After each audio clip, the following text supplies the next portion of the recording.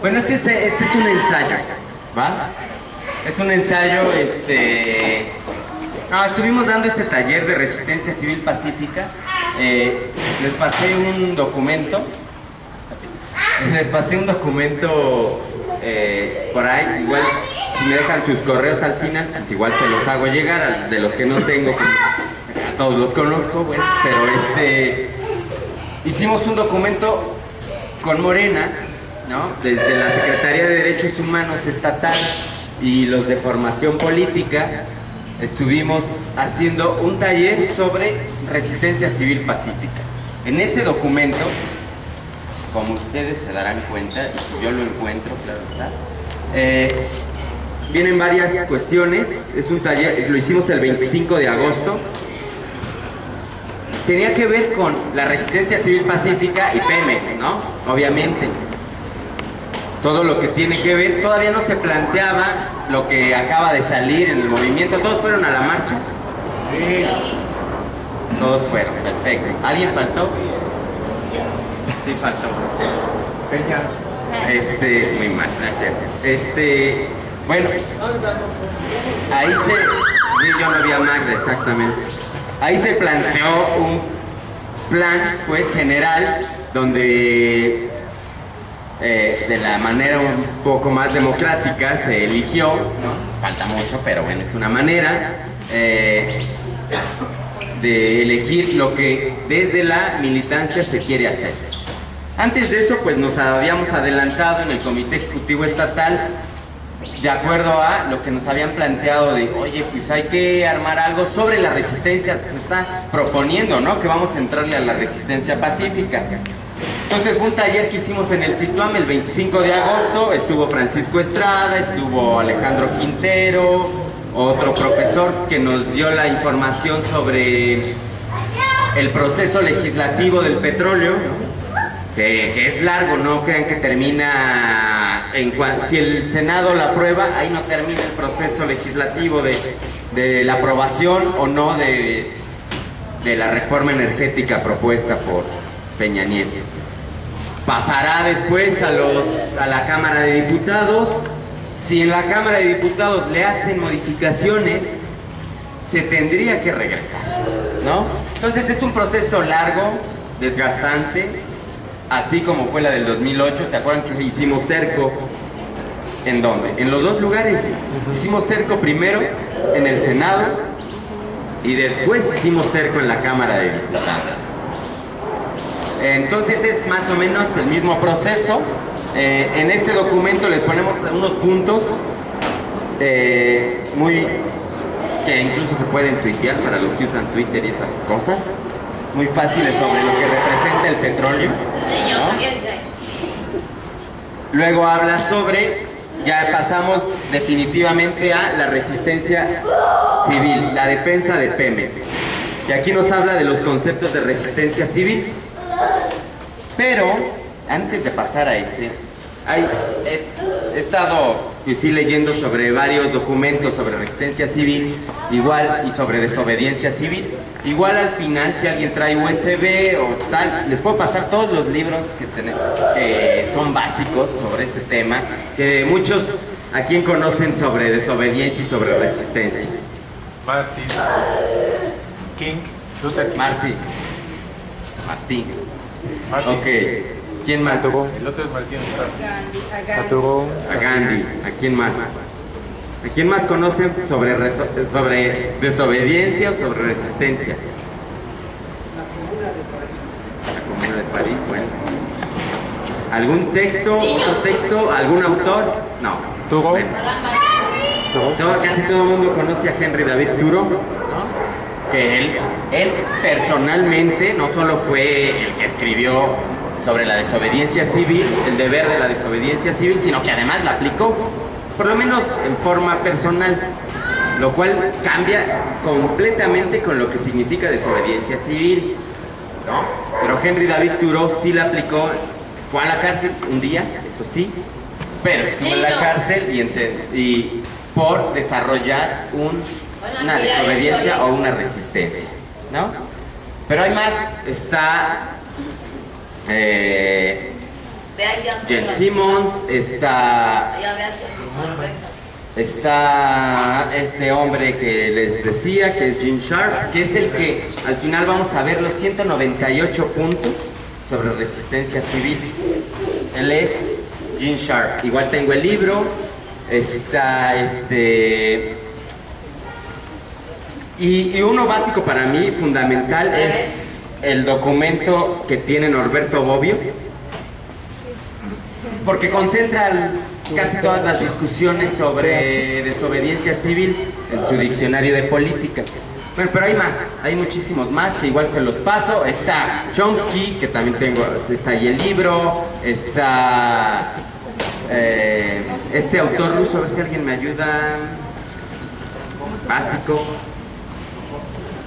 ¿Quién? No, otro ruso, bueno.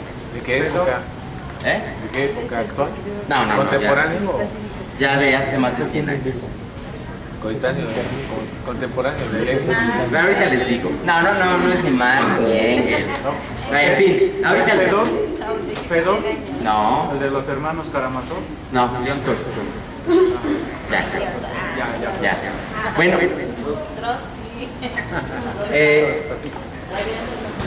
ustedes saben lo que se planteó. ¿Alguien me podría decir en qué consiste, antes de pasar al punto? ¿Qué es desobediencia civil?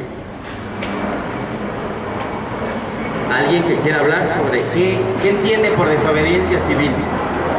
¿Qué entiende alguien? ¿Cómo?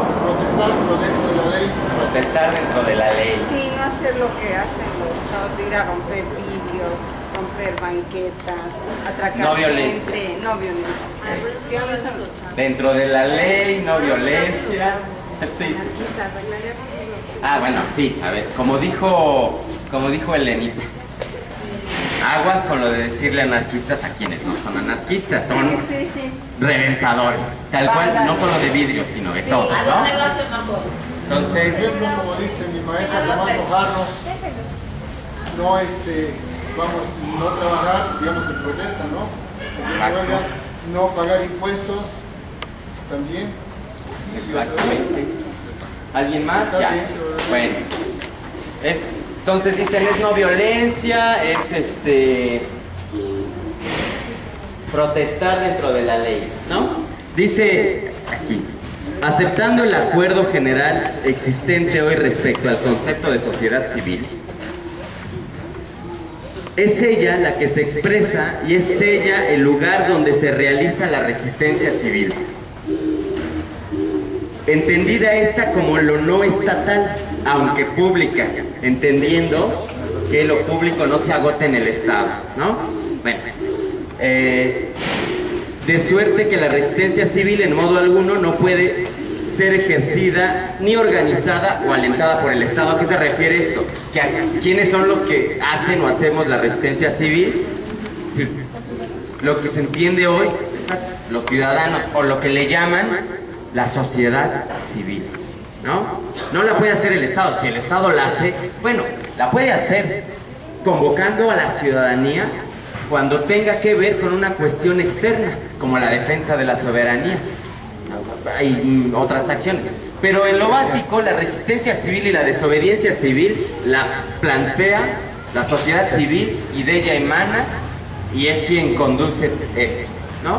Porque el movimiento, aquí en este punto sería importante recalcar, ¿por qué Morena lo hace? Pues porque Morena proviene de la sociedad civil.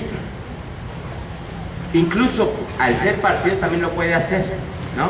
Aunque ya sea un ente público, ¿no? También puede participar dentro de la resistencia civil o de tomar acciones y de convocar acciones de desobediencia civil. Pero en general se plantea que emana de la ciudadanía, ¿no? Organizada o no. ¿Por qué? Porque un acto de resistencia, un acto de desobediencia se puede hacer en lo individual o se puede hacer en lo colectivo. En el caso de Henry David Thoreau, cuando decide no pagar impuestos y por lo tanto lo llevan preso, pues hizo un acto individual, ¿no? Obviamente no cambió que es lo que vamos a ver, no cambió el orden establecido, que es lo que necesitamos buscar desde la desobediencia civil. Y ahorita vamos a... Y es a lo que más o menos estamos aspirando, ¿no? Entonces, bueno, dice, la resistencia civil siempre será contra el Estado o contra quien ejerza dominio político. A lo mejor, ¿el Estado quién es? Bueno, somos todos, se supone. Ahí ya saben estas dicotomías entre Estado, gobierno, sociedad, y entonces el Estado es la ciudadanía o el pueblo, el territorio y el gobierno, ¿no? Entonces, bueno, pensando en el Estado como el ente que gobierna, ¿no? Aquí es menester acercarse entonces al concepto de desobediencia civil. ¿Qué es desobediencia civil? En términos generales, la desobediencia civil es una de las situaciones habitualmente consideradas por la filosofía política en la categoría del derecho a la resistencia.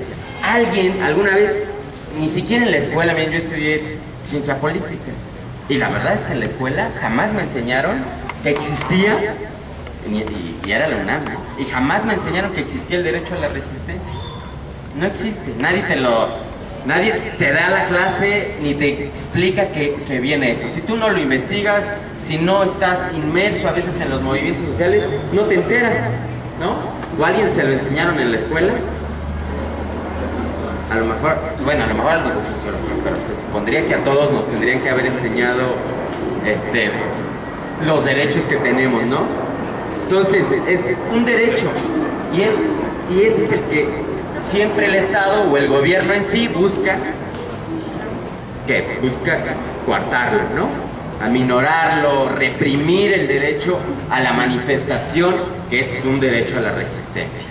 Entonces, ¿en qué consiste, de acuerdo a lo que dice Bobbio, y en realidad lo toma de John Rawls, ¿en qué consiste el término desobediencia civil? Rawls dice que consiste en una acción ilegal, así lo dice Rawls, colectiva, pública y no violenta, que apela a principios éticos superiores para obtener un cambio en las leyes. Las comillas son de un servidor. No es ilegal, ¿no? Se ha discutido sobre ese punto. No, en su momento Rawls y Dworkin fueron los que planteaban que era ilegal, que era una acción ilegal, pero no lo es. A fin de cuentas, hablamos del derecho a la resistencia, ¿no? Del derecho a la manifestación. Pero si es una acción colectiva, si es una acción pública y si es una acción no violenta, tal cual el término de desobediencia civil. ¿Y qué es lo que busca la desobediencia civil? Después de las disertaciones de los estudiosos de desobediencia civil, les queda claro que tiene un fin. ¿Cuál es el fin? Cambiar alguna situación, en este caso, o generalmente situaciones de leyes, ¿no? Ahorita lo vamos a ver más explícito. Dice, la desobediencia civil es en efecto una de las situaciones en que la violación de la ley es justificada éticamente y constituye una de las formas tradicionales de resistencia a la ley. ¿En qué año fue? ¿En qué año fue? Sacaron lo de la desobediencia civil. Bueno, la desobediencia civil es histórica. Bueno, ¿quién es su principal ideólogo? Pues son muchos, pero es Gandhi, tiene más de 100 años, es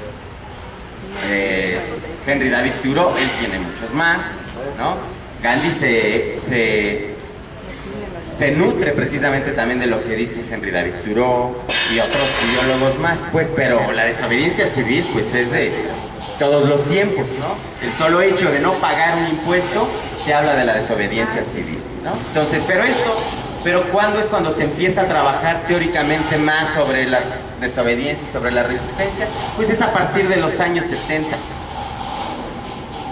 A partir de los años 70 es cuando empiezan a salir más estudioso sobre lo que significa la resistencia, el derecho a la resistencia, la desobediencia civil.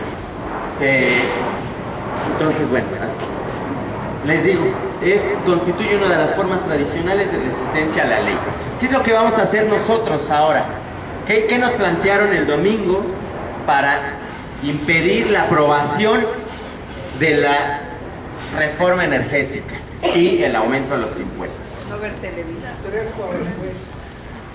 ¿Son más? Tres Y la puntos. tres. Ah, ya te entendí. 3 puntos con muchas. 3 opciones con infinidad, 13 ¿no?, y 2.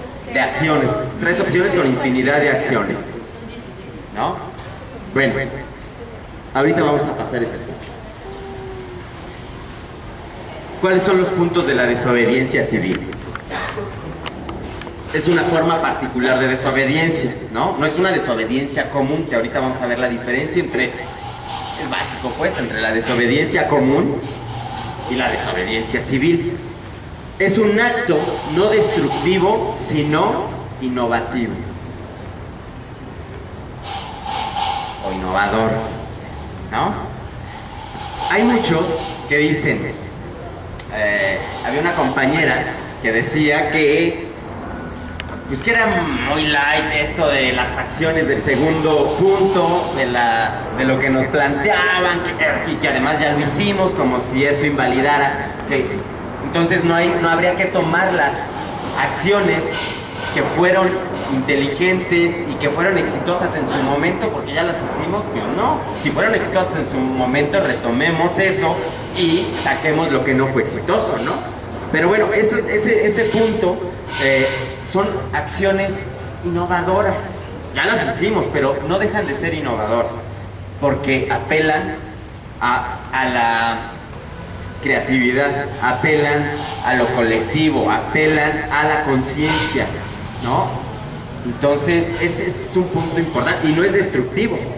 ¿Se acuerdan que en el 2008, en la resistencia, o incluso más bien después del fraude, Chucho, tú te acordarás mucho, íbamos a los Walmart o a los supermercados con Jesús Rodríguez, Sanborns. a los Sanborns, y de repente llenábamos el carrito con infinidad de productos que fueron patrocinadores del fraude electoral del 2006, y luego lo dejábamos.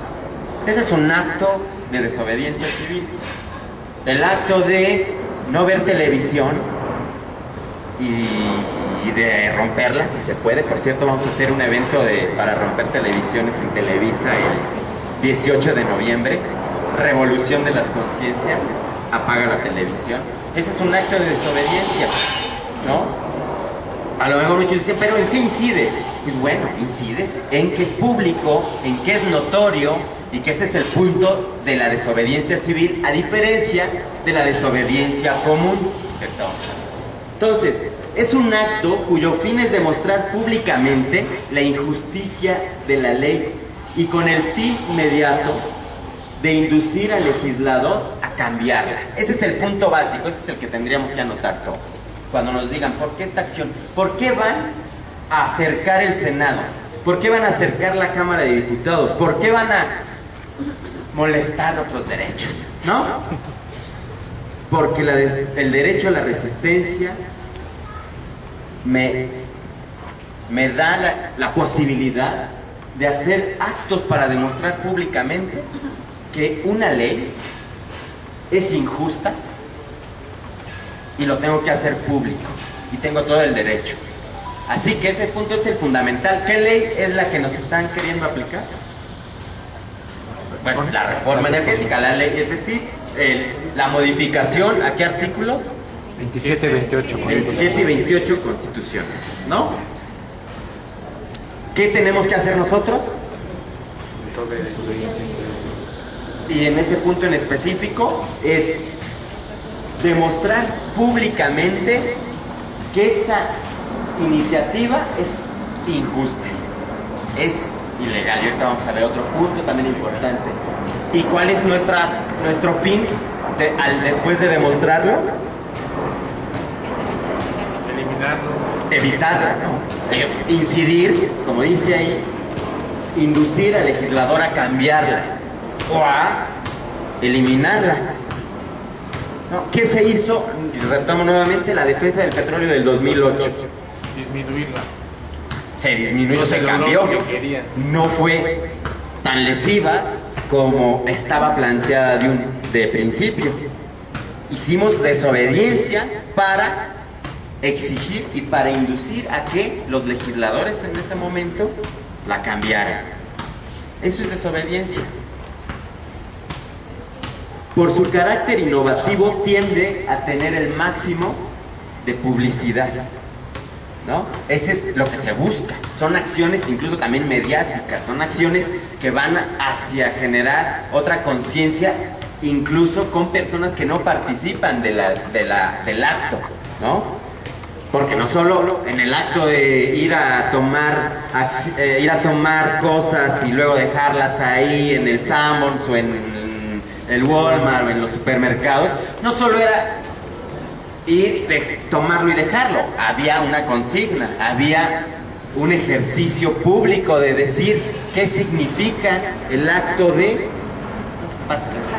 ¿Qué significa el acto de estar haciendo, tomando las cosas, dejándolas, ¿no? Ese es un punto fundamental. Entonces, esos son los puntos de la desobediencia civil. ¿Alguien tiene hasta aquí alguna duda, algo que agregar? Quisiera hacer un comentario.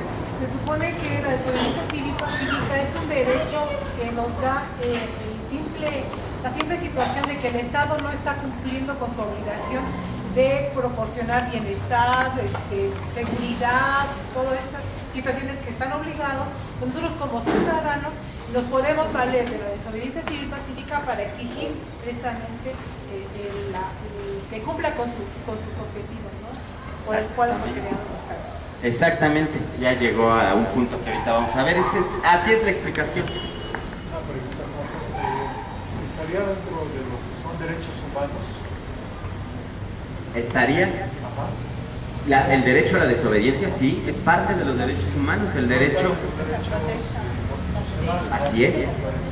El derecho es... Sí existe el derecho a la libre manifestación de las ideas, es eso, ¿no? El derecho a disentir, ¿no? El derecho a la oposición, que es lo que quieren coartar en este país. Hay un derecho a la oposición, es legal, es constitucional, pero cada vez vemos cómo tratan de coartar esa libertad y esos derechos, ¿no?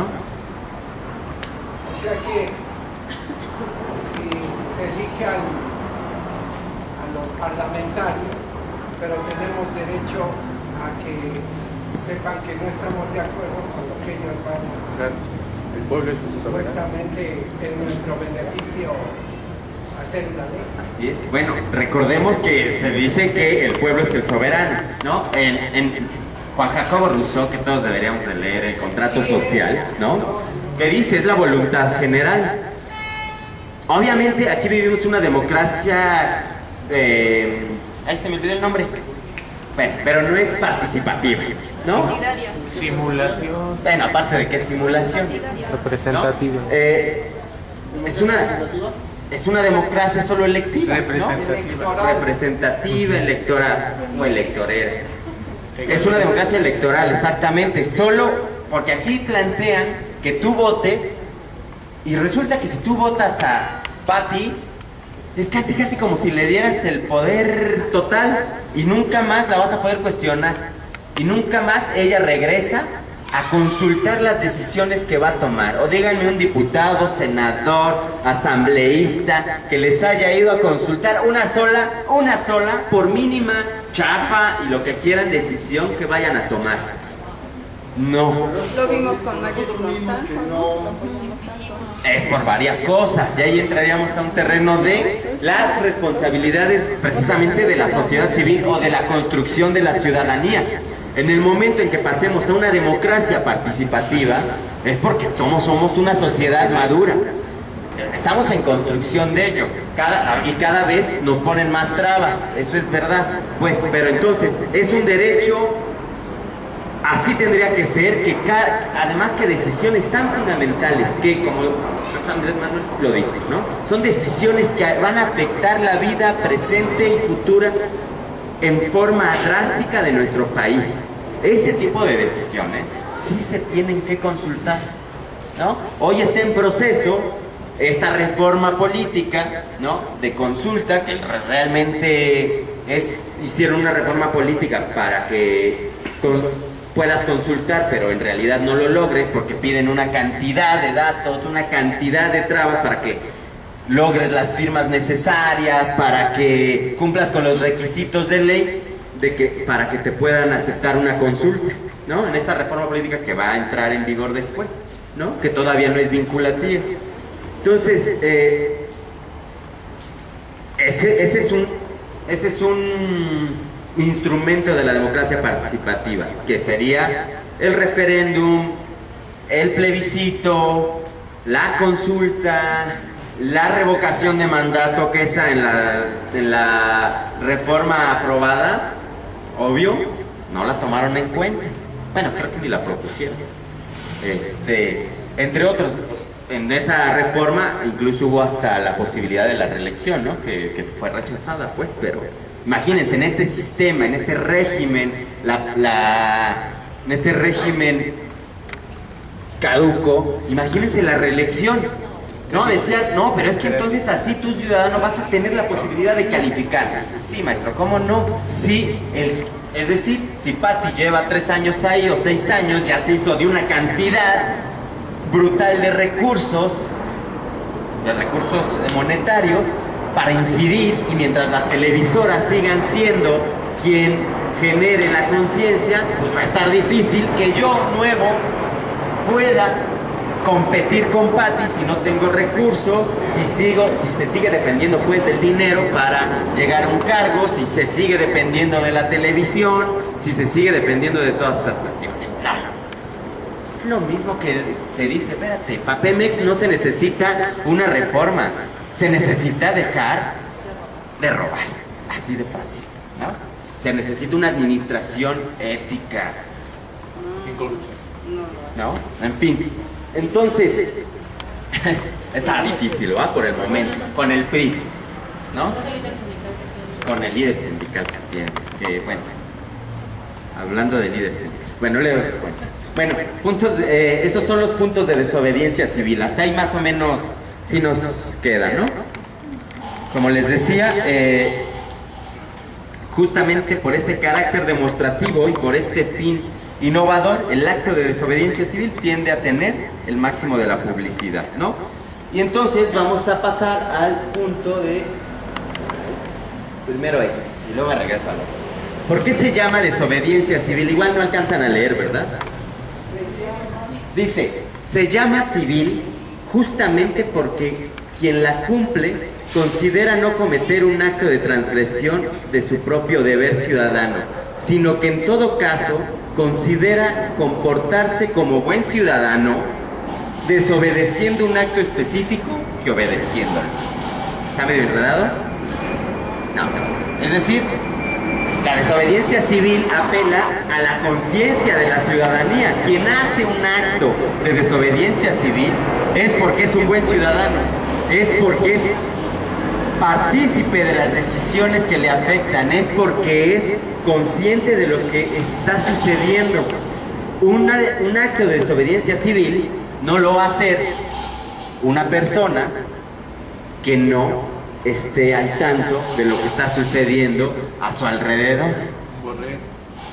Por lo tanto, un acto de desobediencia civil lo hace solamente un ciudadano, y es un buen ciudadano el que apela a ese derecho a la desobediencia para interpelar un acto que a todas luces es injusto, proveniente desde el poder, ¿no?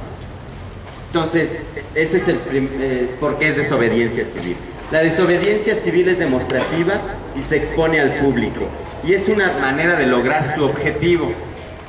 La desobediencia común es en el máximo secreto. Es decir, la desobediencia común sería que yo no quiero pagar impuestos porque nada más no quiero pagar, no quiero desembolsar mi lana, ¿no? Y me escondo, ¿no? Y cuando toquen a la puerta digo, no estoy, ¿no? Este es un acto de desobediencia común, entre otros tantos más, pues.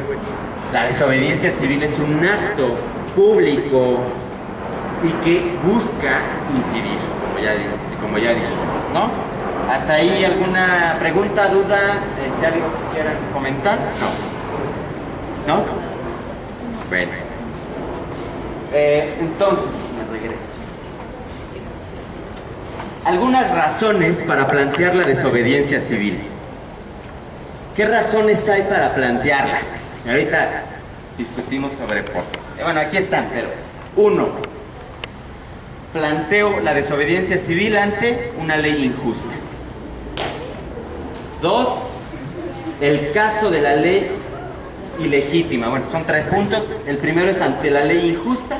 El segundo es ante el caso de una ley ilegítima, es decir, emanada de quien no tiene el poder de legislar, que también se da, o bueno, se ha dado en nuestro país incluso, ¿no? Y 3, por una ley inválida o inconstitucional o anticonstitucional. Esas son 3 razones fundamentales para empezar la desobediencia civil. ¿Ustedes cuál creen que sea una de esas 3 razones por la cual estamos planteando la desobediencia civil para impedir la reforma energética? Las 3. Las 3 porque es injusta. ¿Por qué es injusta?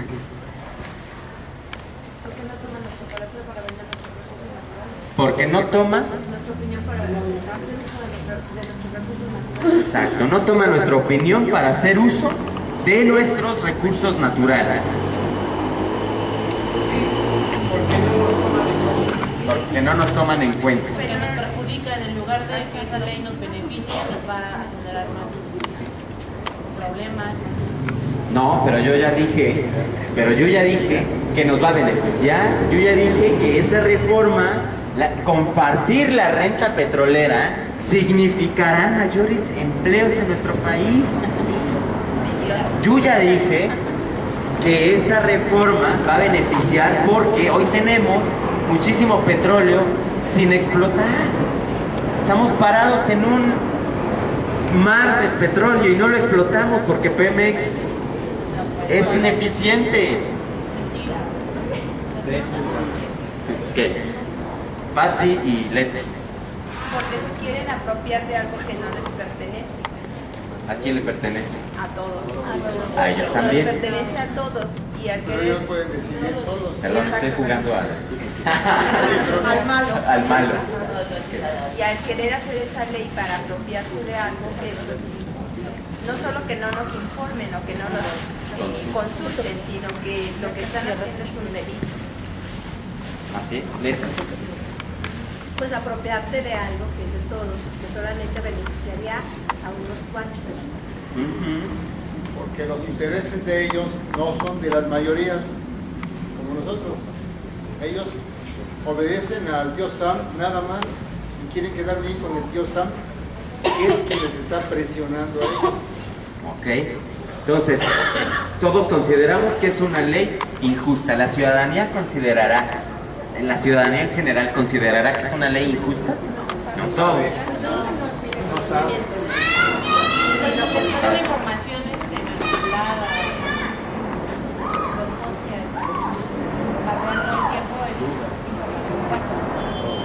Un acto de desobediencia es la información. Un acto de desobediencia es informarle a los desinformados. Ese es el primer punto de la desobediencia. Leti. Realmente a veces ni se tiene la conciencia de que tienes el derecho sobre tus recursos. Claro. Y entonces un acto es hacer consciente a las demás personas, ¿no?, de sus derechos. Exacto. Que esa es la parte de información que tendría que ser, no solamente asimilar el dato, sino aplicarlo, es decir, ese es mi derecho, poder decidir, es un derecho al cual nos puede beneficiar a todos. Así es.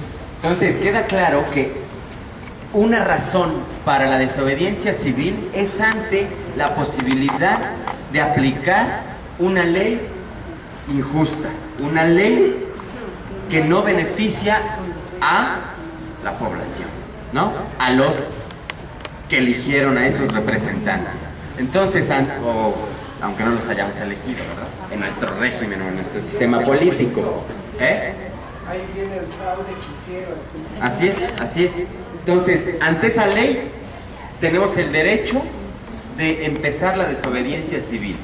Nos asiste ese primer punto entonces, ¿no? Ante la reforma energética y ante la reforma hacendaria. ¿Están de acuerdo? Y educativa, y laboral, y las que se acumulen esta semana, ¿no? El segundo punto dice, en caso de una ley ilegítima, es decir, emanada de quien no tiene el poder de legislar. ¿Esa nos aplica? Sí. Legalmente no, pero legítimamente sí. Legítimamente Peña Nieto no es presidente y legítimamente muchos de esos pseudo representantes, ya está contestado. Y legales son, legítimos no. Entonces, es un poder ilegítimo, ¿no? Aunque generalmente ese punto abarcan, a veces otra dicotomía en política es sobre la legalidad y la legitimidad, ¿no? Entonces aquí en realidad hablan de la legalidad, ¿no? Pero bueno, en caso de una ley ilegítima, es decir, alguien de quien no tiene el poder de legislar, ¿cuál sería el caso, por ejemplo, para que nos quede más o menos claro? Cuando hay un golpe de Estado, por ejemplo, y se han emanado leyes de un poder que no fue electo democráticamente, que no fue decidido por la población. Un caso, pues cualquier ley en México, pues cuando llegó Victoriano Huerta, después de asesinar a Madero, empezaron una serie de leyes, ¿no? Que ahí debió de haber, y se hizo la desobediencia que transitó hacia la revolución, ¿no? Ahí surgieron leyes emanadas de un poder político ahí ilegítimo e ilegal, porque llegó al poder por medio de un golpe de Estado, ¿no? Y el tercer punto, por una ley inválida o inconstitucional. ¿Creen que se aplica a la defensa ahora de los recursos energéticos? ¿Por qué el tercer punto es fundamental para que nosotros pasemos a la desobediencia civil?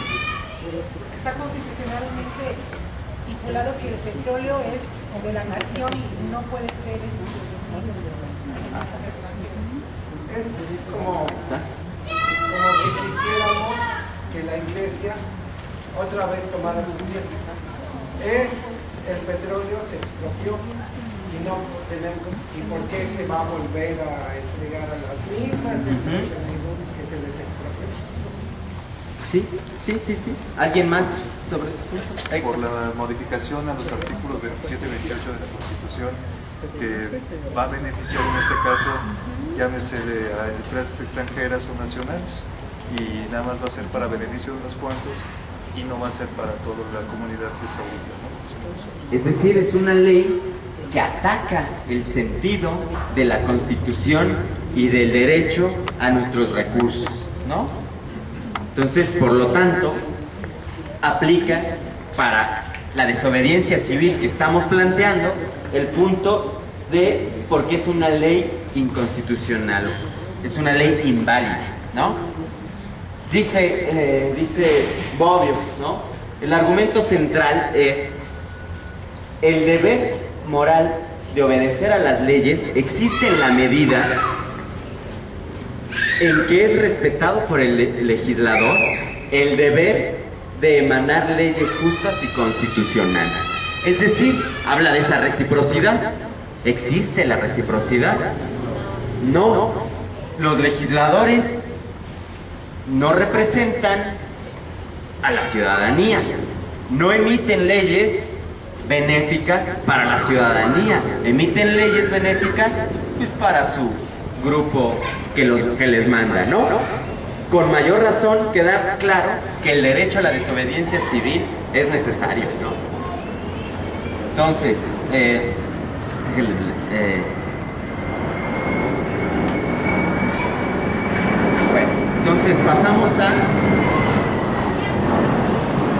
¿Cuáles son las diversas formas de resistencia? Según Alejandro Passerín d'Entrevé, existen 8 formas de conducción del ciudadano frente a la ley, ¿no? Esto es tomado igual del diccionario de política, pues, de Bobbio.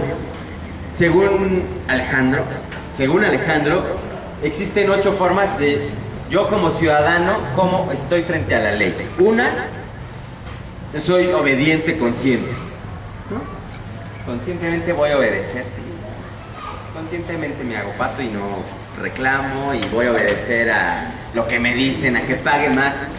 Voy a tener que pagar 5 pesos más, bueno, los pago. Al respeto formal, ¿no? No, pues sí, el señor presidente Peña Nieto es mi presidente, ¿no? La evasión oculta, la obediencia pasiva, ¿no? Que esa, creo yo, que es la que más nos pasa en este país, ¿no? Es como de la más arraigada. La objeción de conciencia, ¿no? Esa es una forma de resistencia. La desobediencia civil, la resistencia pasiva y la resistencia activa. Esas son las 8 formas que considera Alejandro Passerín como formas tradicionales de resistencia a la ley, que comienzan, en la forma tradicional comienzan con la obediencia pasiva, obviamente, y terminan con la resistencia activa, ¿no? En esto de las formas de resistencia, ¿no? Por ejemplo, hablamos de la objeción de conciencia. Un ejemplo de objeción de conciencia ha sido quienes... me voy a remitir a la guerra de Vietnam, ¿no? En la guerra de Vietnam, muchos estadounidenses, algunos famosos, ustedes recordarán, hasta boxeadores, dijeron, no voy a la guerra. Ese era un objetor de conciencia, ¿no? Muchos, por ejemplo, en Israel y en el conflicto israelí-palestino, ¿no? Muchos soldados, no muchos, ojalá fueran más, pero algunos soldados israelíes apelan a la objeción de conciencia para no ir a los territorios ocupados ilegalmente, ¿no? Para no ir, dicen ellos, obviamente porque no estoy de acuerdo en que mi gobierno, mi estado, ataque a otro gobierno, ataque a otro pueblo indefenso, ¿no? Que aún no está constituido legalmente, que no tiene ejército como tal, que no tiene un gobierno como tal, no tiene un sistema completamente hecho, y entonces algunos soldados israelíes objetan, ¿no? Y dicen, no voy. ¿Y qué pasa con ellos? Es verdad, hay que tener claro que puede haber consecuencias, ¿no? Pero lo haces responsablemente y sabes que te puedes enfrentar a ello. ¿Qué pasa? Pues han estado encarcelados, ¿no? Están detenidos. Hay varios documentales por ahí, incluso en la red, también sobre este caso de los soldados israelíes que han sido detenidos por no querer ir a los territorios ocupados en Palestina, ¿no? Entonces, por ejemplo, hablando de desobediencia, dice, cuando lo que le decía Magda hace rato, comienza mucho más cuando Henry David Thoreau hace su ensayo sobre la desobediencia, ¿no? Y les decía, él declara rechazar el pago de los impuestos al gobierno. ¿Por qué? No era solo rechazar el pago de los impuestos porque no quiero pagar impuestos. ¿Alguien sabe por qué Henry David Thoreau no quiso pagar los impuestos? Tiene que ver mucho con los otros.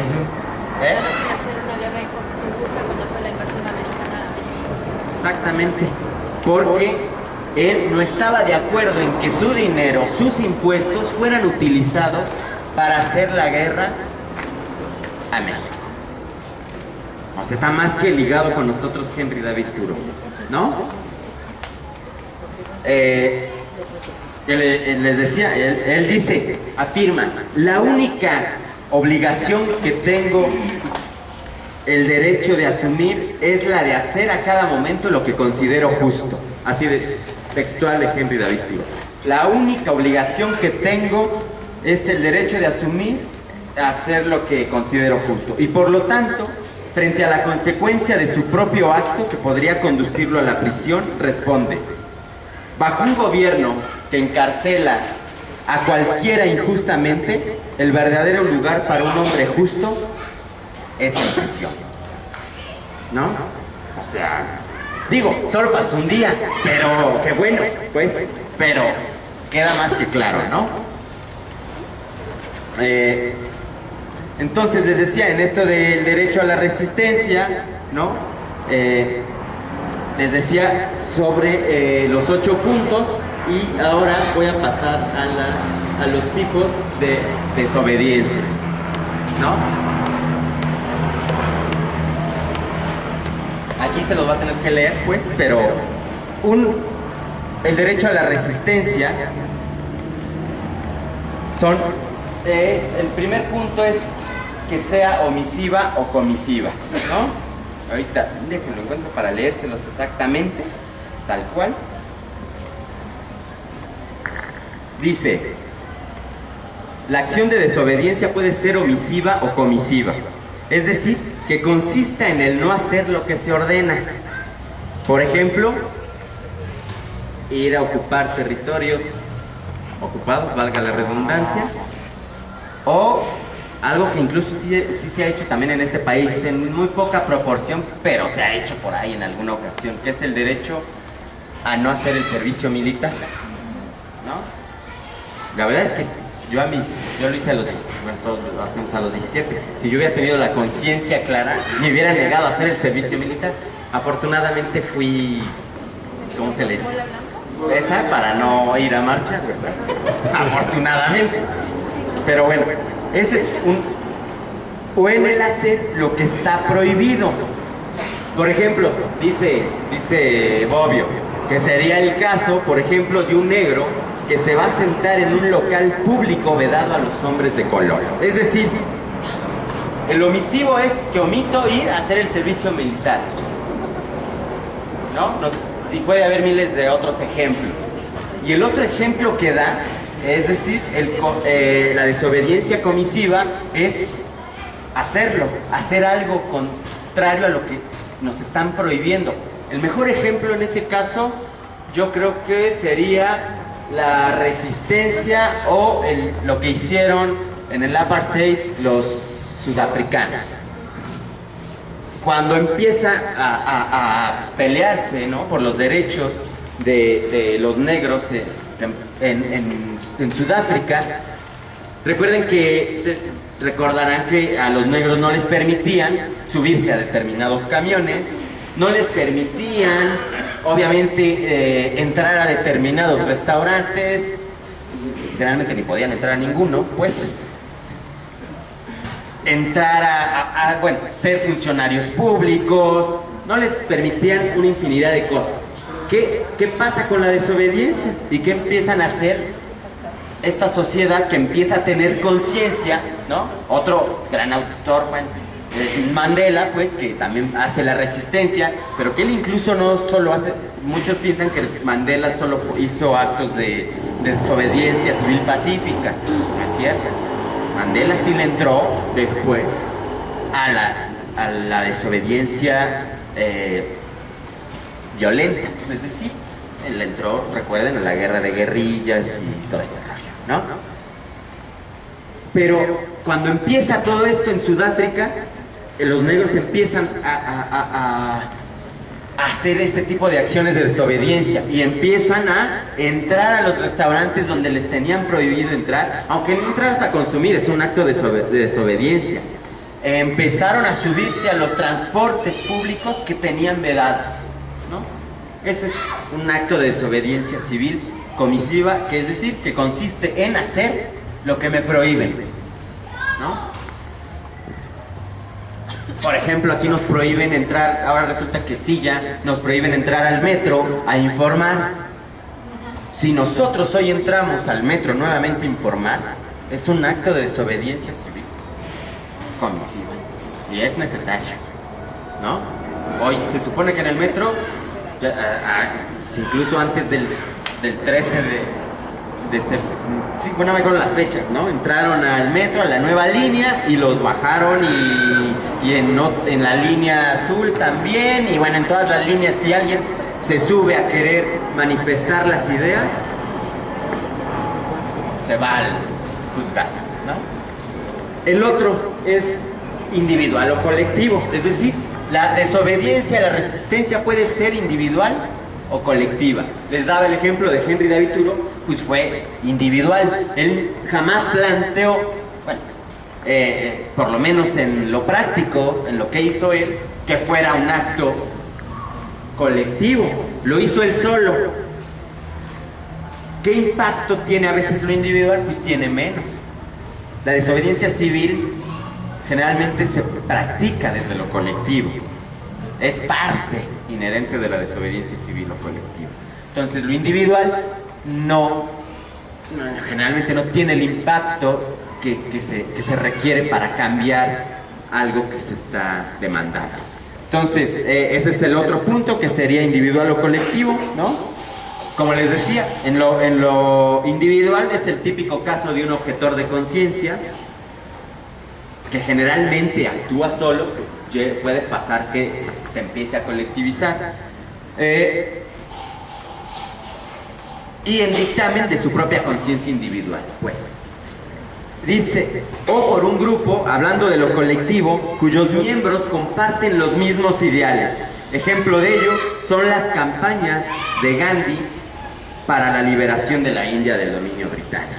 O lo que vamos a hacer cuando cerquemos el Senado, cuando cerquemos los congresos locales, cuando cerquemos el Senado, ya lo dije, ¿verdad? La Cámara de Diputados, cuando cerquemos Los Pinos, ¿no? Cuando lo hagamos, cuando cerquemos nuevamente. Esos son actos de desobediencia civil colectiva, ¿no? Puede ser obviamente clandestina o pública, ¿no? En fin. Y luego puede ser pacífica o violenta. Generalmente la desobediencia civil trata de apegarse a la cuestión de ser pacífica, pero puede darse el caso de que se transite hacia la acción violenta, ¿no? Como ya les comentaba sobre la Revolución Mexicana y otras tantas más. Es decir, cumplida con medios no violentos, como una huelga, ¿no? Se entiende donde la huelga es ilegal o legal, pero siempre hay huelgas consideradas ilícitas, ¿no? O bien con armas propias o impropias, eso sería en lo violento, como sucede generalmente en toda situación revolucionaria, ¿no? Ok. Y la otra es la dirigida al cambio de una norma o conjunto de ellas, o al cambio de todo el orden establecido. Es decir, en nuestro planteamiento de desobediencia, ¿cuáles estamos utilizando? Podemos usar omisivas y comisivas. Obviamente hay individuales y hay colectivas, que son las preferentes. No hay clandestinas, no las hay. Son abiertas completamente, son públicas, son pacíficas, no son violentas. ¿Son violentas? O sea, se agarró con el... Sí, eso es ser violento. Sí, es caer en la provocación, que es lo que busca. Entonces nuestro planteamiento es pacífico y es dirigida al cambio de una norma o conjunto de ellas. ¿Están de acuerdo? Y no está siendo dirigido a cambiar el orden establecido, ¿o sí? ¿Ustedes qué creen? Puede llegar. ¿Puede llegar alguien? ¿Quisiera aquí decir algo al respecto? Se abre la sesión. ¿Alguien quisiera? Sí, creo que por el momento nuestro planteamiento de desobediencia pues, no va dirigido a cambiar el orden. Iría dirigido a cambiar el orden si nos planteáramos que, como se planteó y como vimos hace 8 días en el documental Memoria del Saqueo, que es que se vayan todos y cambiemos el orden establecido.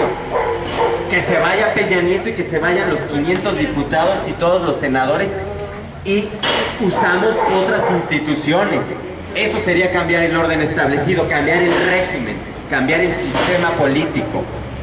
Hoy nos quieren dar otro atole con el dedo con cambiar el IFE, ¿no?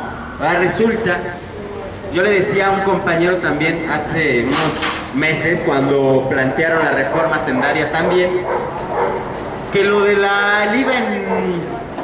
el IVA para casas, para compra y renta de casas habitación era una falacia. Le decían, es como una negociación sindical. Tú pides 20 para terminarte dándote 10. Acá tú metes lo más posible en una reforma para negociar algo, para que lo que negociemos sea algo que yo además la verdad es que ni lo quería, pero lo tenía que meter porque esa es mi moneda de cambio. La moneda de cambio y la negociación y la farsa entre el PAN y el PRI fue ponernos esto de la cuestión hacendaria de cobrarnos el IVA en la compra y renta de inmuebles. Esa es la bandera del PAN, supuestamente. Entonces esa era la moneda de cambio entre el PAN y el PRI. Y muchos, hasta los perredistas, cayeron en eso, ¿no? Creyéndose que de verdad era una cuestión de superdefensa y que era claro. Bueno, pues lo mismo, ahora nos quieren dar a tole con el dedo con la reforma política y en la reforma para desaparecer al IFE y hacer el Instituto Nacional Electoral, ¿no? Desaparecer los institutos electorales locales y que se concentre y entonces convertir al Instituto Nacional Electoral en un monstruo, ¿no? Que sea el que tenga toda la decisión y sea el que concentre toda la información y sea el que genere todas las elecciones en los 31 estados y el Distrito Federal. No, obvio, ya respingaron además los del Instituto Electoral, los del IFE, perdón, los de los institutos electorales, y no porque crean que hacen un buen trabajo, que de verdad es necesaria su función. Respingan porque ganan 500,000 pesos. Obvio, ¿no? Entonces, bueno. Entonces, nos queda claro qué tipos de desobediencia estamos haciendo. Una reflexión. El actual gobierno priista trae muchas cosas del pasado al presente, todas ellas pues, bastante negras, pero una en cuanto a este tema es la represión. Y bueno, lo demostró desde el primer día la campaña, de hecho, ¿no? En el inciso C dice un tipo de desobediencia clandestina o pública. Dado este carácter represor que tiene tan evidente y tan irracional, no es conveniente que el movimiento Morena tome, sin dejarlo público, pero sí empezar a trabajar en clandestino.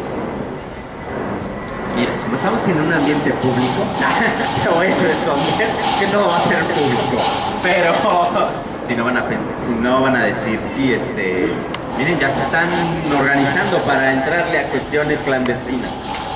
No, te entiendo la parte de ir pensando esto después de lo que hemos visto, ¿no? Hemos visto una cantidad de represión que no habíamos visto, bueno, por lo menos no la habíamos visto tan cerca. Yo jamás la había visto cercana en la Ciudad de México. Y no había tenido noticias de que, bueno, llevamos ¿cuántos meses de desgobierno de Peña Nieto? ¿9 meses, 12 meses, 11 meses? ¿Y cuántos actos de brutal represión? Bueno, no solo de él, del gobierno del DF. ¿Cuántos actos de represión ha habido en nuestra ciudad? Yo decía, hay que recuperar nuestra ciudad. La ciudad es de nosotros, no es de Mancera. La ciudad es todas y de todos. Y esta ciudad es de vanguardia, sí es de vanguardia por la ciudadanía, no por el gobierno. Porque es una ciudadanía que sí ha exigido sus derechos, que faltan muchos, sí, ojalá fuéramos todos, pero es una ciudad de vanguardia, es una ciudadanía de vanguardia. Es brutal lo que hemos visto. Yo entiendo esta parte de ir pensando en la cuestión clandestina, ¿no?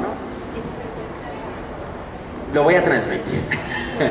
Yo creo que más allá de pensar en lo clandestino, es pensar, ahora sí, a diferencia de años pasados, en donde parecía que éramos ingenuos, es decir, incluso hace años, o incluso en el sexenio pasado, como que los polis del DF te cuidaban, ¿no? Así de, pues, es una manifestación de cualquier tipo, ¿no?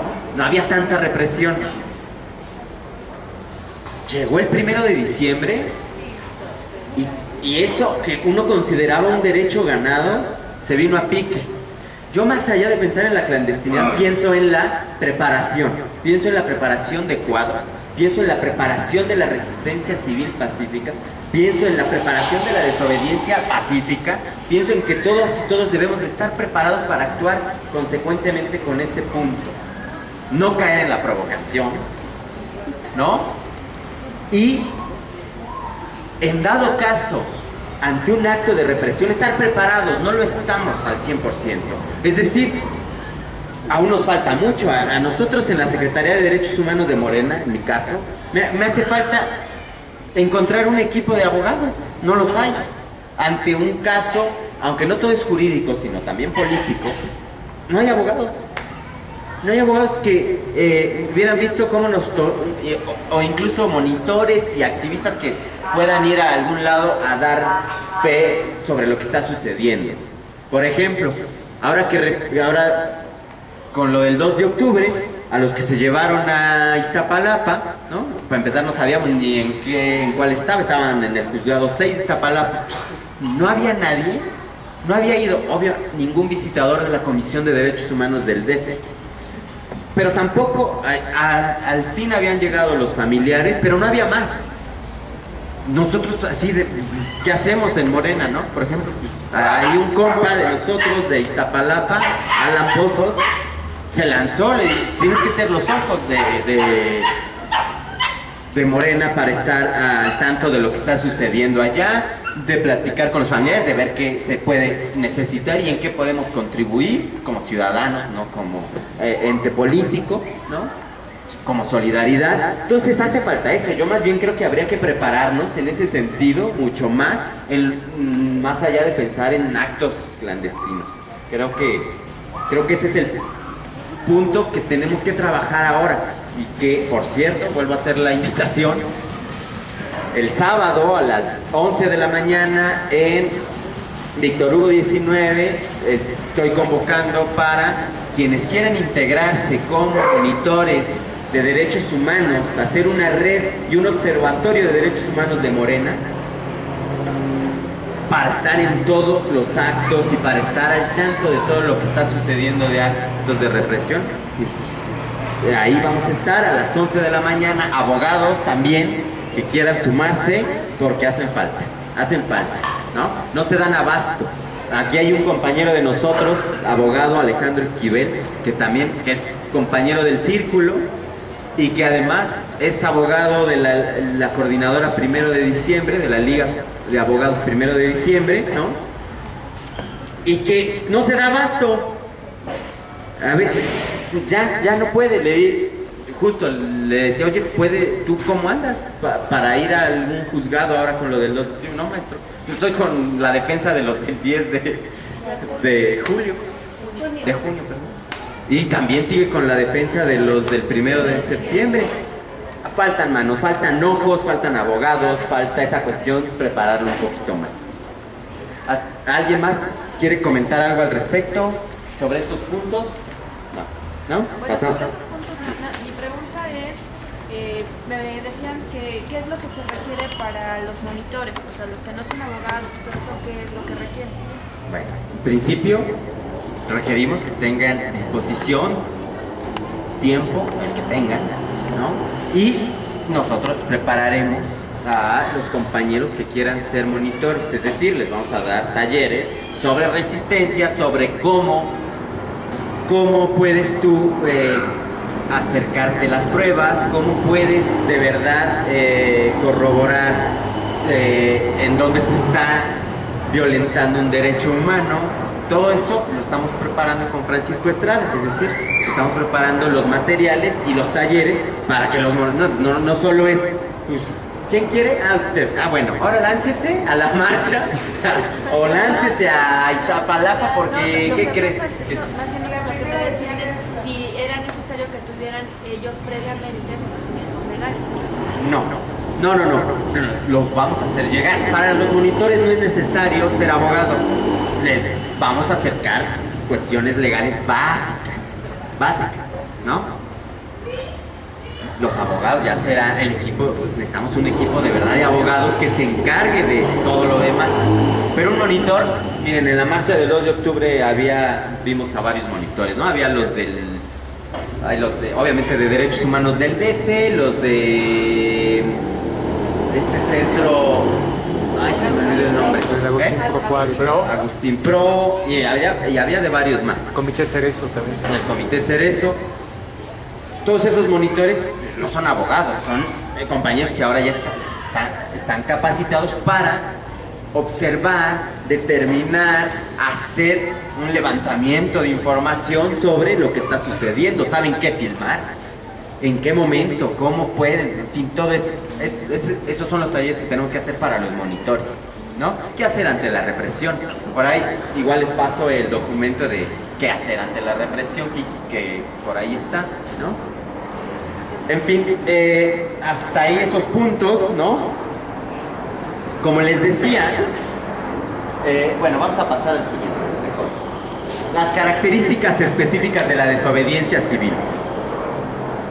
Con el fin de distinguir la desobediencia civil de todas las otras situaciones que se incluyen históricamente en la vasta categoría del derecho a la resistencia, las dos características más destacadas son, 1, la acción de grupo, y 2, la no violencia. Esas son las características básicas de la resistencia. ¿Ustedes cómo ven? ¿Creen que es lo que hemos hecho, no? ¿Creen que es lo que se ha planteado? En ningún momento se plantean acciones solamente individuales, sino preponderantemente colectivas, y se plantea y se hace hincapié muchísimo sobre la no violencia, ¿no? Sabemos que la violencia, pues suena a lo mejor trillado, pero la violencia genera más violencia y como se dice, no resuelve absolutamente nada, al contrario. ¿Qué pasa? A ver, ¿por qué están tan perros ahora con esto de las detenciones? ¿Y por qué cada vez más? Porque además hay una lógica de dispersar la lucha. Hay una lógica de que en lugar de que estés protestando por el aumento al IVA en tal cosa o por la reforma energética, ¿qué crees? Estés disperso defendiendo a los presos políticos. Por eso las detenciones, para que en lugar de que todos los que fueron a protestar con una lógica el 2 de octubre, que es no a la represión, en lugar de seguir protestando contra la represión, están en determinados puntos, además, que esa es la otra lógica desde el poder, es el 1 de diciembre se dieron cuenta. El 1 de diciembre los concentraron a todos en el Torito. Se dieron cuenta que empezaba a hacerse la desobediencia ahí. ¿Cuál es la lógica desde el poder? ¿Cómo le hago para que esto no se suscite? Disperso las necesidades. Y disperso entonces a los detenidos hasta Milpalta, se los han llevado. Tláhuac, GAM, Iztapalapa, Iztacalco, todos los dispersan. ¿Por qué? Porque también saben que no hay tantos abogados, porque saben que hay poca solidaridad en ese sentido, ¿no? Hay pocos abogados solidarios, es la mera verdad. Los que hay son unos héroes, la neta. Son una maravilla. Pero, entonces, esa es la lógica desde el poder, por eso dispersan y por eso ha venido siendo esta lógica en las últimas represiones que han existido. Entonces, la acción, las características principales, insisto, sirve para distinguir la desobediencia civil de los comportamientos de resistencia individual sobre los que se han detenido generalmente las doctrinas de la resistencia en la historia de las luchas contra las diversas formas de abuso de poder. Típico acto de resistencia individual, ya lo decíamos, es la objeción de conciencia, ¿no? Es individual, aunque apele a la conciencia de otros ciudadanos. El gesto de Thoreau de no pagar los impuestos es individual, ¿no? La segunda característica de la no violencia, que es la no violencia, sirve para distinguir la desobediencia civil de la mayor parte de las formas de resistencia de grupo, que a diferencia de las individuales generalmente no son violentas. Generalmente las resistencias individuales no son violentas, pero las de grupo sí pueden serlo. Por eso la desobediencia civil tiene que ser pacífica, ¿no? Pero sí puede darse el caso que las manifestaciones de desobediencia civil colectivas, pacíficas, puedan desbordarse hacia desobediencia civil violenta. Sí puede darse el caso. Para eso hay que tener un gran control, autocontrol y tener muy claros los objetivos, ¿no? Entonces, esos son las dos características específicas para que no se nos olvide cuando vamos a decir nuestras acciones son totalmente pacíficas, porque la desobediencia civil se basa en lo colectivo y en lo pacífico, ¿va? Justificaciones de la desobediencia civil, que son tres. Las justificaciones de la desobediencia civil es la idea originalmente religiosa, ¿no? Sí surgieron desde la cuestión religiosa, incluso con Gandhi, ¿no? Que después fueron laicizadas, ¿no? Pero esa es la primera justificación, ¿no? Lo dice: la principal fuente de justificación es la idea originariamente religiosa, luego laicizada en la doctrina del derecho natural, ¿no? En donde obliga a cada hombre en cuanto hombre y como tal obliga independientemente de toda coacción, ¿no? ¿Quiénes son los principales exponentes de este tipo de justificación de la desobediencia? Pues es Gandhi, Luther King, Mandela en sus inicios, ¿no? Y otros tantos más. Dijo una vez Gandhi a un tribunal que debía juzgarlo por un acto de desobediencia civil: oso hacer esta declaración no ciertamente para evitar la pena que debería serme infligida, sino para demostrar que he desobedecido a la orden que se me había dado, no por falta de respeto a la legítima autoridad, sino para obedecer a la ley más alta de nuestro ser, la voz de la conciencia, ¿no? Ese es el primer punto. La otra justificación es la justificación de la doctrina de origen justnaturalista, ¿no?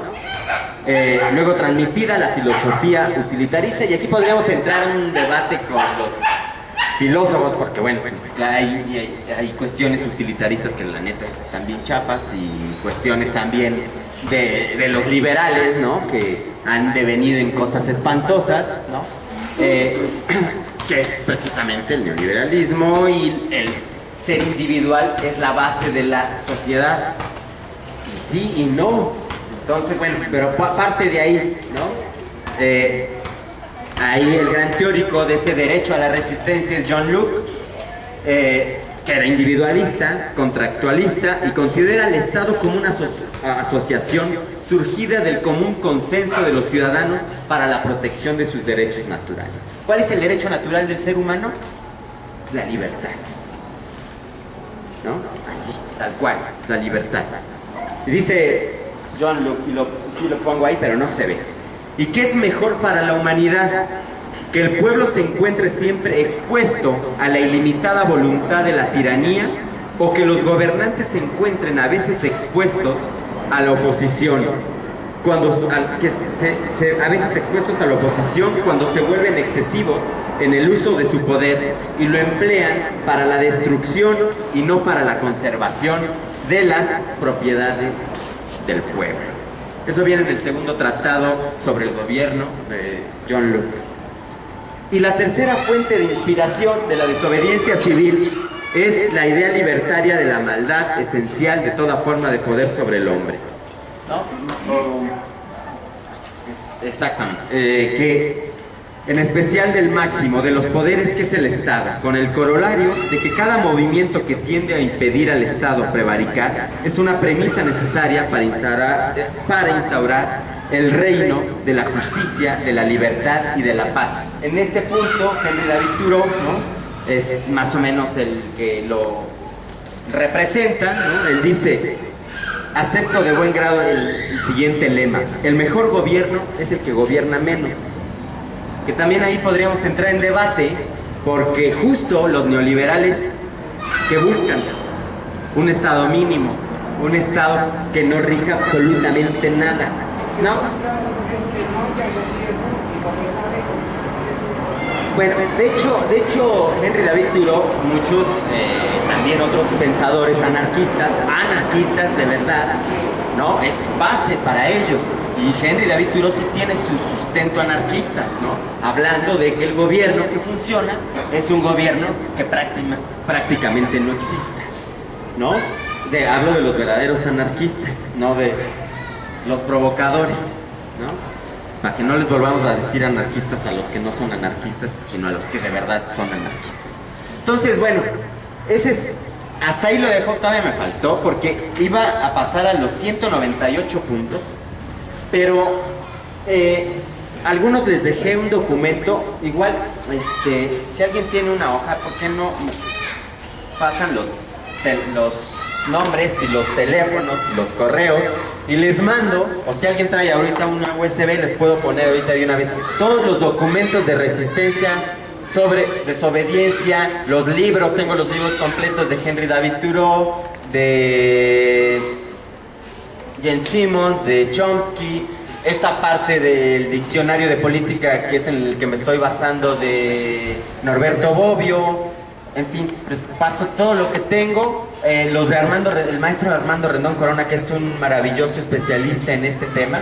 Habría que hacer la aclaración que el maestro Armando Rendón Corona de la UAM, Iztapalapa, es un especialista en el tema de la desobediencia civil y la resistencia. Entonces también tengo los documentos que ha generado, los resúmenes que ha generado el maestro Armando Rendón Corona. Seguramente si me vieran me crucificaría. Pero bueno, entonces los paso. Es un tema importante. Lean lo de los 198 puntos. ¿Ustedes recuerdan cuántos puntos tenemos? ¿Me pueden decir, repetir? Miren, tenemos que 10 minutos, ¿no? Voy a tratar de ponerlo. A ver si alcanzo a ver, porque ya no veo nada. Bueno, ahí están todos los documentos, pero esos de desobediencia, pero quería ponerles justo, Dios mío, no veo nada.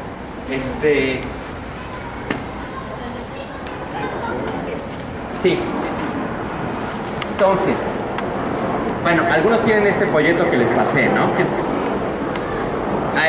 les voy a pasar este libro de Gene Sharp sobre las políticas de la no violencia, las acciones no violentas.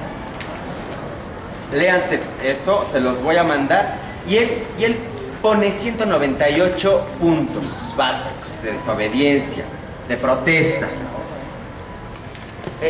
En la propuesta de nosotros, de Morena, para el plan de acción en defensa del petróleo, gas e industria eléctrica, dice: organizar un cerco civil pacífico a la Cámara de Senadores cuando comience a dictaminarse, que es lo más próximo. De ahí, si la aprobaran en el Senado, pasa a la Cámara de Diputados. ¿Y qué haríamos? Cercar la Cámara de Diputados, ¿no? Y luego, en ese mismo, después, cuando recuerden que se necesita la aprobación de la mitad de la mitad más uno de los congresos locales para la aprobación de una reforma constitucional. Es decir, la aprueban en el Senado, la aprueban en la Cámara de Diputados, luego pasa a los congresos locales, a los 32 congresos locales, y ahí por lo menos en 17 se tienen que aprobar, tal cual. Obviamente los congresos locales tienen una mayoría que priista, ¿no? Entonces ahí también en ese momento se instalarían 32 cercos a los 32 congresos locales.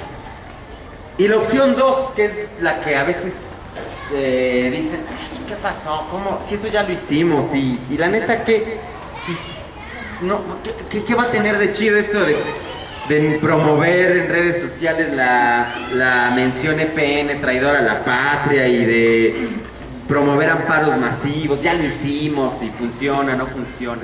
Son parte de... Todas estas acciones vienen de los 198 puntos básicos de Gene Sharp. Por ejemplo, me voy a pasar no a los métodos de persuasión, que es parte fundamental, que son las declaraciones, actos públicos, etc. Pero, por ejemplo, no colaboración en acontecimientos, tradición... creo que me falta una hoja. Creo que me falta muchos puntos. Pero bueno, sí me falta. ¿También faltan? Ahí sí están. Ya decía yo. Sí, aquí sí están. Dice: eslóganes, caricaturas, símbolos, banderas, folletos, grabaciones, representaciones en grupo, grupos de presión, montar guardias, elecciones satíricas, un tribunal popular, actos públicos simbólicos, exhibición de banderas y colores simbólicos. Por ejemplo, aquí viene pintadas de protesta que hemos hecho, sonidos simbólicos, uso de signos y nombres nuevos, presiones sobre los individuos. Podría ser perseguir a las autoridades, no lo estamos haciendo, pero burlarse de las autoridades, eso sí lo hacemos. Vigilias, ¿no? Representaciones dramáticas y musicales, bromas y sketches políticos, que también se hacen y se harán. Aquí vamos a hacer una, por cierto, próximamente va a venir dinero. Representaciones teatrales y musicales, procesiones, marchas, desfiles, homenajes a fallecidos, asambleas públicas, asambleas de protesta, reuniones de protesta, seminarios. También esto que estamos haciendo aquí es desobediencia. Nos estamos reuniendo para concientizarnos, nos estamos reuniendo para informarnos, para hacer acciones. Es desobediencia porque estamos aquí en lugar de estar viendo Televisa. Por cierto, vayan juntando sus teles para este acto, que les digo que vamos a romper las teles ahí frente a Televisa. Abandonar una reunión, guardar silencio, darse la vuelta, y luego los métodos de desobediencia civil vienen a partir del punto 55, que es boicot social. Boicot social selectivo. ¿Qué nos están pidiendo aquí? No ver Televisa. Ese es un boicot. No comprar en Soriana. Hablábamos de las concentraciones, viene aquí. Celebrar otra concentración nacional en el Zócalo. Símbolos. Vamos. Por cierto, a ver. Ay, perdón. ¿Listo? Nos dejamos de hacer todo eso. Nadie trae el listón aún. Lo primero que tendríamos que haber hecho desde el domingo, y me incluyo, aquí lo traigo puesto. En serio, no lo traigo para que lo cortaran, pues sí, que se llevara cada quien pero desde el domingo todos en la noche o el lunes debíamos de haber ya portado el moño tricolor y no lo hemos hecho, ¿no? Entonces viene boicot social selectivo, viene excomunión, bueno, eso no, ¿verdad? Pero boicot de asuntos sociales, a mí que me excomulga. Boicot de asuntos sociales, huelga de estudiantes, retirada de instituciones sociales, suspensión de actos sociales y deportivos. Quedarse en casa también podría ser un acto de desobediencia. Recuerden, sí, claro, bueno, sin ver tele, ya serían dos. Desobediencia personal total, huida de trabajadores. Yo, por ejemplo, he estado en mi trabajo, yo he estado haciendo desobediencias. Sí, estoy en el mínimo, voy a hacer casi nada, ¿no? También porque están violando mis derechos laborales, pues eso lo estoy haciendo, la mera verdad también, pero migración de protesta, en fin, boicot de los consumidores. ¿Quién de aquí sigue comprando Coca-Cola? ¿Quién de aquí sigue comprándole a Sabritas? No, con la pena, maestro. Yo no le compro a Sabritas absolutamente nada. Nada. Todavía tenía mi vicio hace unos meses de la coca y entonces sí me compraba de vez en cuando una coquita, pero ya no. Pero ya no. La tele es así, cero. Yo no tengo ni televisión. No, ni el Canal 11. El Canal 11 también es una porquería. Y el 22 también. Y todos esos. Yo digo, tiremos las televisiones hasta que no haya otro tipo de televisión. Ese sería un acto radical de desobediencia civil. En serio. Yo desde que no tengo tele y desde que no veo tele estoy más informado, como diría el Monero Hernández, ¿no? Yo en serio, tengo años sin tener televisión y es mucho mejor. Es mentir esto de que el canal 11 ¿qué tiene? Bueno, ni estas cosas chafísimas de diálogos. Yo alguna vez vi esa cosa y dije, Dios mío, ¿cómo están educando desde ahí? Pésimo. Bueno, en fin, eso, televisiones de verdad váyanlas juntando para el 18 de noviembre. Luego, impago de rentas, negarse a alquilar o a pagar el alquiler, pues tendría una consecuencia, podría haber una consecuencia, ¿no? Pueden no correrte hasta determinado tiempo, pero tú ya lo tienes contemplado. Es lo mismo, ¿se acuerdan? A ver, ¿quién ha pagado luz?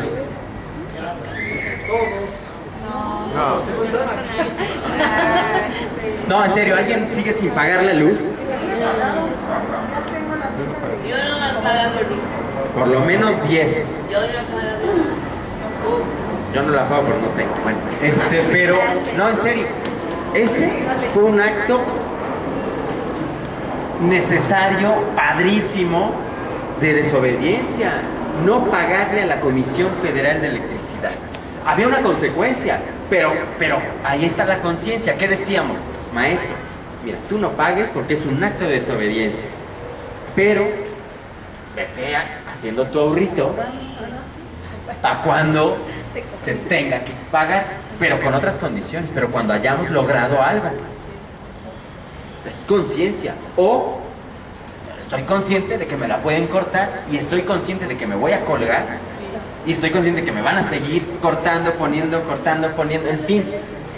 Es una cuestión de conciencia la desobediencia civil. Entonces, estamos en eso, dice, formar brigadas para informar, es parte de la desobediencia.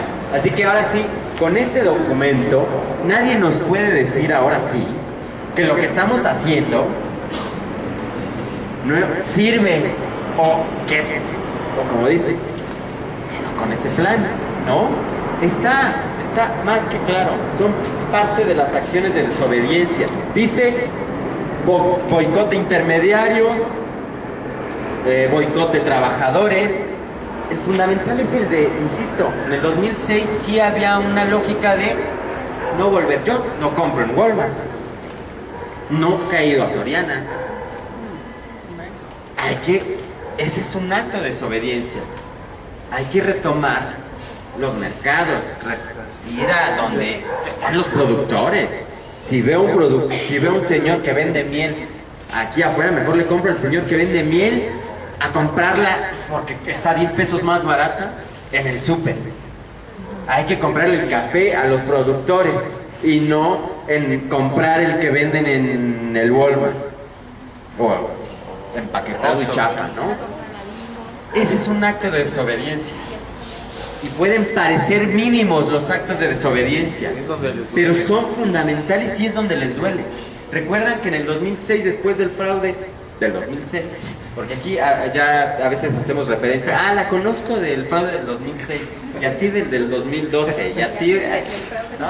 Entonces, es ya algo muy establecido. Son actos necesarios. En el 2006, Sabritas o Bimbo, no me acuerdo quién fue. Los dos sacaron desplegados. ¿Qué necesidad tendrían si es que no les afectaran sus ventas y su imagen? Estas protestas, ¿qué necesidad tendrían de poner un desplegado, pagar un desplegado en páginas principales de todos los diarios del país, diciendo, de veras nosotros no tuvimos nada que ver con el fraude?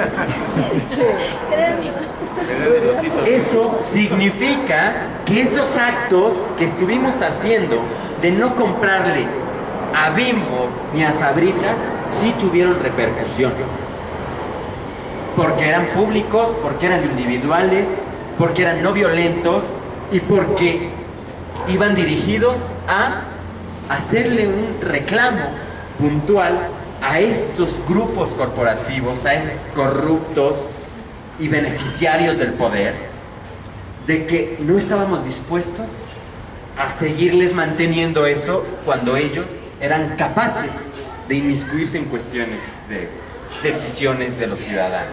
Entonces son actos mínimos pero fundamentales, son actos necesarios. Entonces, veamos estos, se los paso ahorita, igual después podemos continuar con el taller sobre desobediencia y petróleo, pero ahora creo que más bien es de reflexionar sobre esto de la desobediencia, sobre la resistencia, más allá de reflexionar sobre, bueno, tiene razón, no de filosofar, sino de reflexionar y de ver cómo vamos a incidir, qué vamos a hacer, a qué nos comprometemos desde ahorita. ¿Alguien se compromete, los que están comprando Coca-Cola, no comprar Coca-Cola? Se comprometen a no comprarle a Bimbo, no compren a Bimbo, en La Esperanza venden pan de caca. No compren Sabritas. En el Istetiendas venden Sabritas de marcas mexicanas. No compren, en serio, pan Bimbo es lo peor, Coca-Cola. Esas son actos. Comprometámonos desde lo individual a generar esa colectividad, a no ver televisión, a no comprar las marcas. Son los puntos que nos marca. Dice, no ver Televisa porque manipula la información, y por ahí luego algunos me decían, no, pero es que hay que saber qué dice también la oposición. No manchen, pues sí, ya lo sabemos. En serio, ¿qué nos puede decir Televisa que no sepamos? La noticia que sepamos. Me decía mi papá, así me enseñó, me decía, mira, no sé, veía en su momento, ¿quién era? Sabludowski. Mi papá me enseñó, creo que un poco inconscientemente o no, pero me enseñó a ser crítico precisamente de la televisión, porque me dijo, mira, todo lo que le escuches a estos babas que dan las noticias es al revés, ¿no? Es mentira que los delincuentes sean los maestros. Los delincuentes son los que están en el poder, ¿no? Entonces, no ver televisión, eso sería de verdad fundamental. Por ahí, ahora salen campañas de un día sin ver televisión, no manches. No es un día, es siempre, es diario. ¿Hasta qué? Hasta que no tengamos una televisión de calidad con contenidos verdaderos. Pero es que hay uno que otro programa, no. Hasta que no haya un verdadero contenido.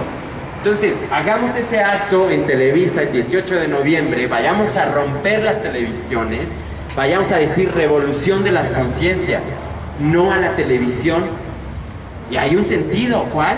Que hasta que no cambie el monopolio o el duopolio, hasta que no haya otro tipo de televisión, de televisoras, no vamos a tener televisión.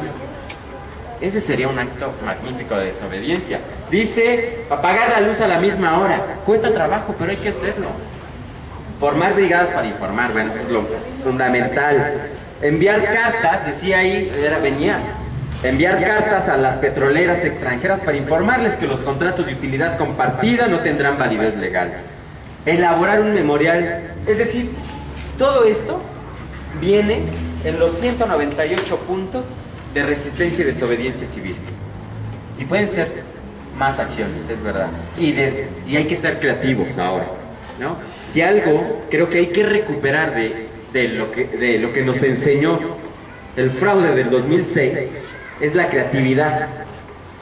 Hoy yo creo que tendríamos que ir considerando hacer también otro tipo de acciones. Vayamos a Soriana y hagamos lo mismo que hicimos en el 2006 o incluso más, mientras hacemos una asamblea pública afuera, otros nos metemos a hacer cosas. Eso es desobediencia civil. Entonces, pues yo aquí lo dejo, nos falta mucho tiempo, pero creo que nos vamos con algo básico. Ojalá sirva esto, les haya servido algo, y si no, pues se aceptan las mentadas. No es cierto. Se aceptan las críticas y ojalá que podamos seguirlo trabajando, ¿vale? Muchísimas gracias.